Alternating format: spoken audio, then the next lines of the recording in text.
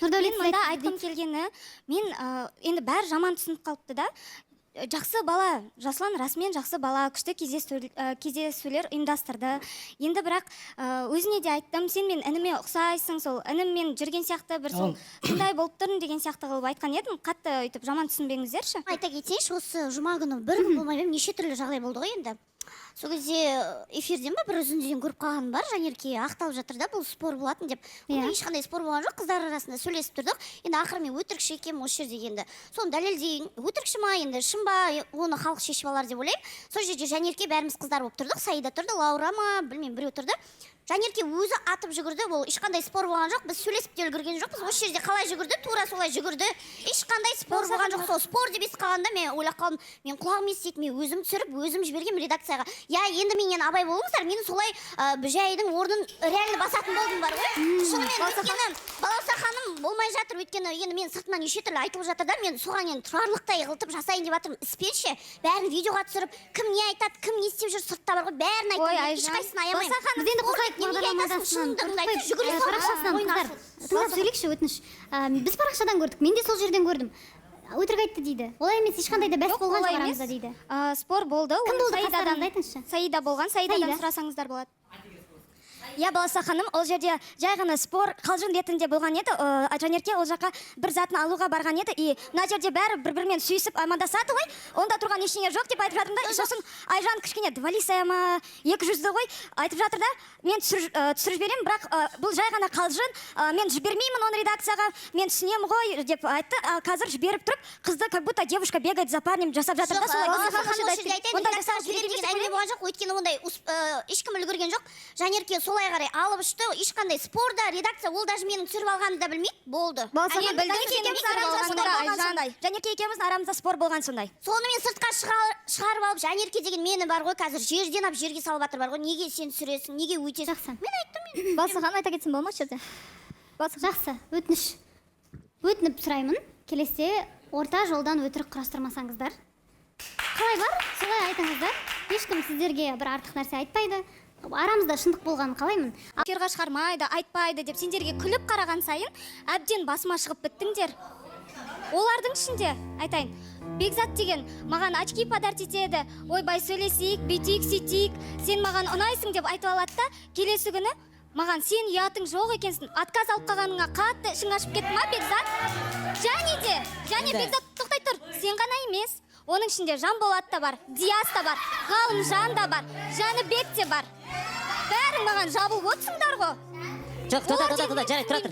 Бұлар деген сыртта келеді да, сен маған ұнайсың, сен маған мынандай деп, екеуміз таныстық бастап көрсек дейді. Сосын мен айтам, айтарыңды эфирде айт айналайын деп. Сіз кімдерді атадыңыз? Бекзат дедіңіз, Жанболат дедіңіз. Кім? Ғалымжан, Диас, Жәнібек. Ғалымжан, Диас, Жәнібек. Жәнібекті айттыңыз, айтқан жоқсыз ба? Бар?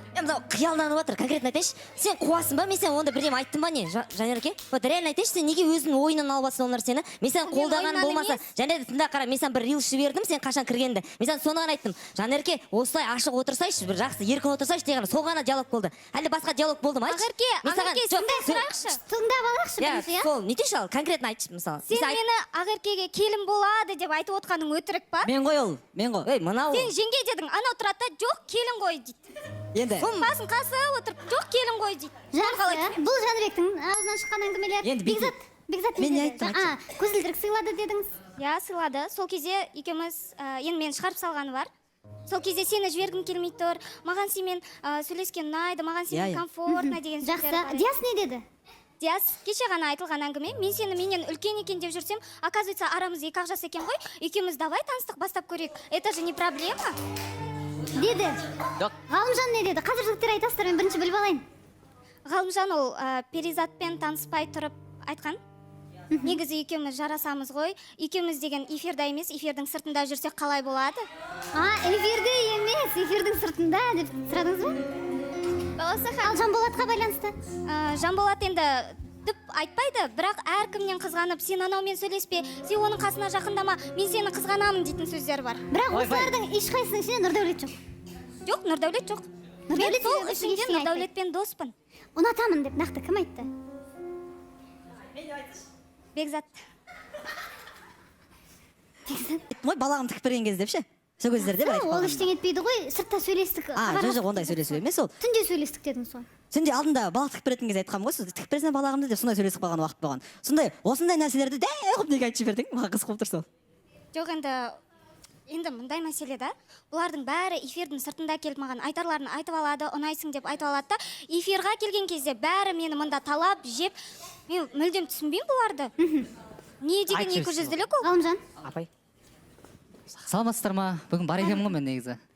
Мен білмейді екенмін мына сөзді, құдай-ау. Может, наоборот шығар Ой, Жанерке. бұлар дейтін осында келген кезде өтірік ақымақ бола қалады Мен айттым деп саны айта салайыншы. Осы жерде жаңағыда сыйлықтар істегеннен кейін Ғалымжан, может, осындайың бар екенін білген жоқпыз. Ондайын білгенде біз басқаша қарайтын едік қой деген сөз айтылды ғой Жанерке, дұрыс па? Айтылды. Міне, бірақ екеуміз мен басынан бастап сенімен былай, если маған ұнайтын болғанда, мен сол кезде істейтін нәрсені істетемін Жанерке. Парақшамдағы соңғы видеоны көріп, сізді ренжіді деп ойлап жатыр екен елдер. Мен ренжідім. Рас ренжідім бізге. Серьезно ба? Серьезно. До того мама қатты ренжігені қуырдақ істеп жатыр.